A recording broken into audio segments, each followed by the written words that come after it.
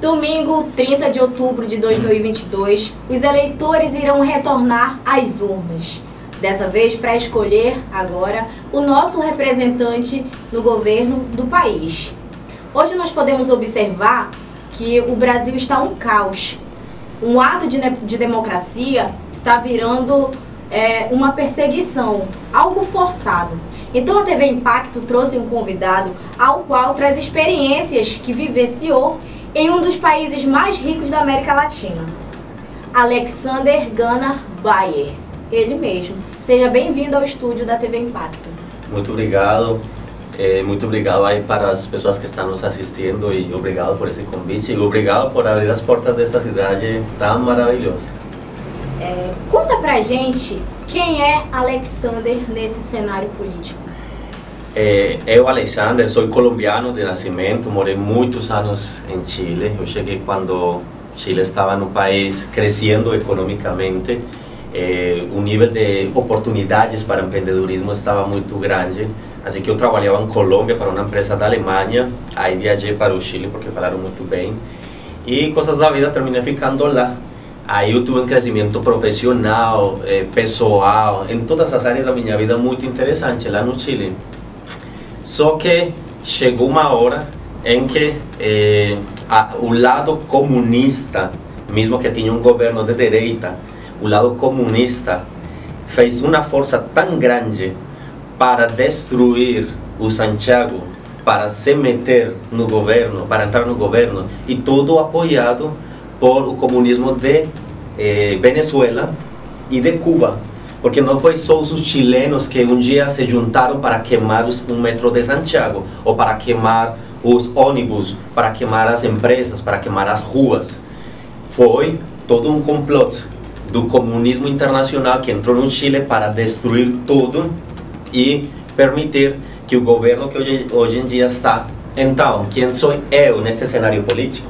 Eu sou um empreendedor que foi seriamente afetado por o comunismo, que acredita no empreendedorismo, que acredita nos valores da família, os valores cristãos, e que viveu em carne própria como está sendo destruído um país tão maravilhoso nem que é Chile, um país cheio de oportunidades e que hoje em dia não dá para ir a viver. Até os venezuelanos que estavam lá estão querendo sair do Chile. Imagina, venezuelanos que fugiram de Venezuela para Chile e hoje em dia estão pensando, não porque eu imagino, porque minha família ainda está lá, estão pensando em fugir do Chile por conta de todas as políticas que estão tentando implementar lá.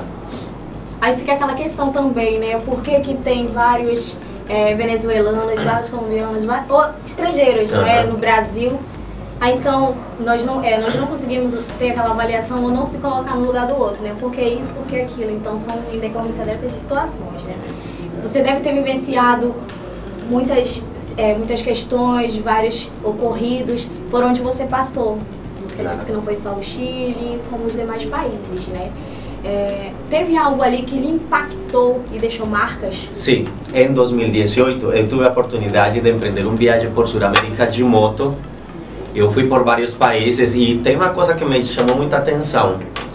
Por todo o país que eu passei, Argentina, Bolívia, Peru, Equador, Colômbia e outros, me topei com famílias agrupadas na estrada,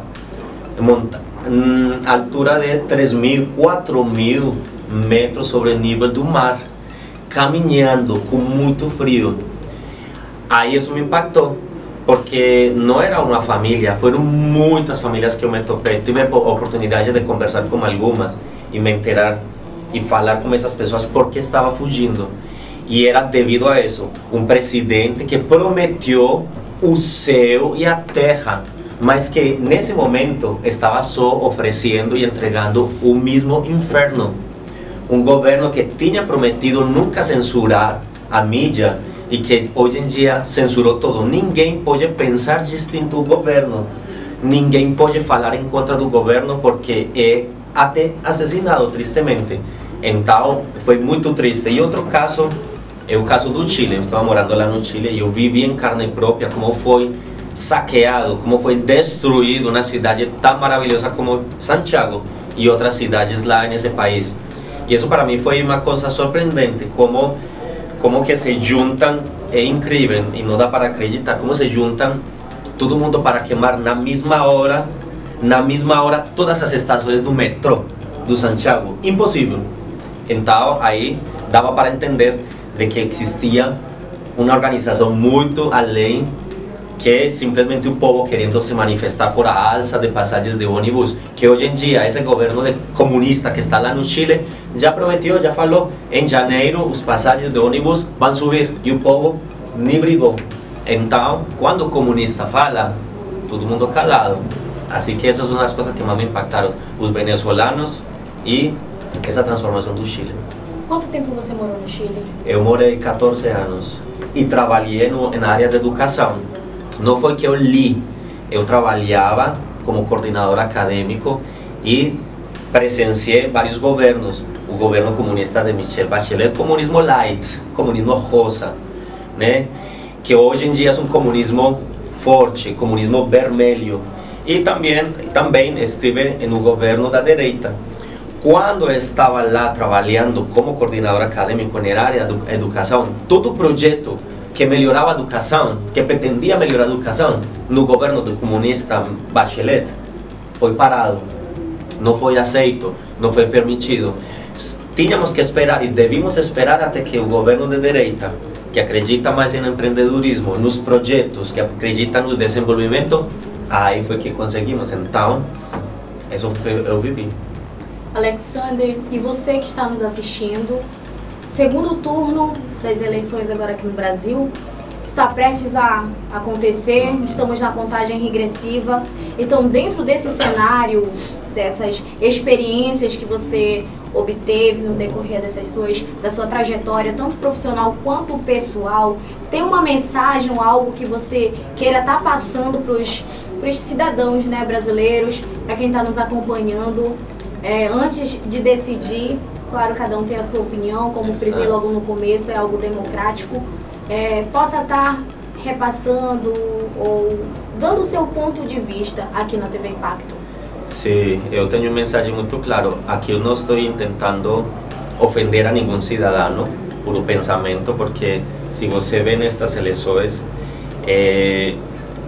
todas as censuras que estão acontecendo hoje em dia é da parte do PT. Ainda não se vê que a parte do governo que está defendendo os valores cristãos esteja censurando. Então, minha mensagem principalmente vai para aqueles que têm dúvida em quem votar. Tem pessoas que estão pretendendo votar no lado esquerdo só porque não gosta do jeito que fala Bolsonaro, né? E porque ele acha, ou aprendeu, ou está repetindo o que a mídia nacional fala sobre Bolsonaro. O meu mensagem é: olhe para a Venezuela, Hugo Chávez, ele prometeu tantas coisas para esse povo, e só olhe na atualidade que hoje se encontra, um povo que está fugindo desde muitos anos atrás da Venezuela. Não acredite nas promessas que não têm um fundamento. Olhe para o caso da Argentina. Hoje em dia as pessoas estão ficando cada vez mais pobres por conta da inflação, é um governo de esquerda. Olhe para Chile, olhe para a Colômbia, que lá em Colômbia já tem lei que protege os peixes. Não tenho nada em contra dos peixes, mas que hoje em dia é possível abortar com 6 meses de gestação. E isso é um crime. Por favor, entenda uma coisa, os comunistas não são burros, não sei se eu posso usar essa palavra, são muito inteligentes, porque eles sabem que com o linguagem é possível manipular as pessoas.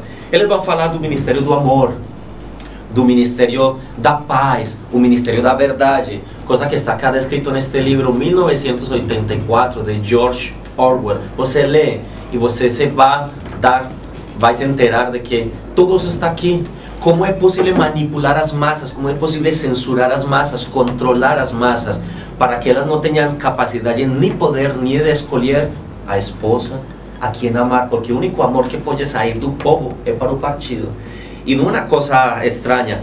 E uma última coisa, os comunistas, o Partido Comunista tem medo, sim, eles têm medo das famílias unidas, Por isso que eles precisam quebrantar as famílias. Eles têm medo da liberdade de expressão. Por isso que eles são amantes a censurar. Eles têm medo da igreja, dos valores cristãos. Por isso que eles vão atrás dos cristãos verdadeiros. Eles têm medo da classe meia que estão com conhecimento, que são pensantes.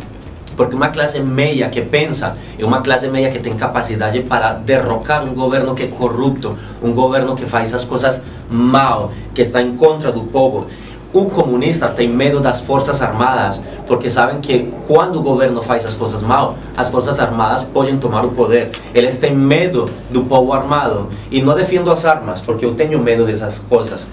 Mas o comunista sabe que um povo inteligente, educado, com conhecimento e armado é um perigo para eles, porque eles tudo fazem mal, por isso são vermelhos, eles gostam dos números vermelhos.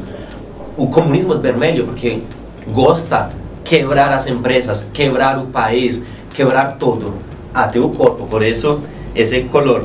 Eles não gostam da educação e, por sobretudo, têm medo da paz e da prosperidade, porque quando o povo vive em paz e prosperidade, o comunista não tem nada que falar, porque o comunista só vai usar a desgraça, a pobreza, a falta para falar, cara, nós vamos solucionar seu problema. Mas mentira, eles vão acrescentar e vão manter esse problema para eles se manter no poder perpetuamente. Não sei se fui claro.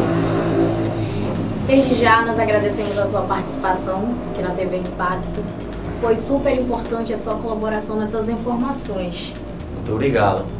Curtem, comentem, compartilhem, que com certeza a informação continuará chegando até você.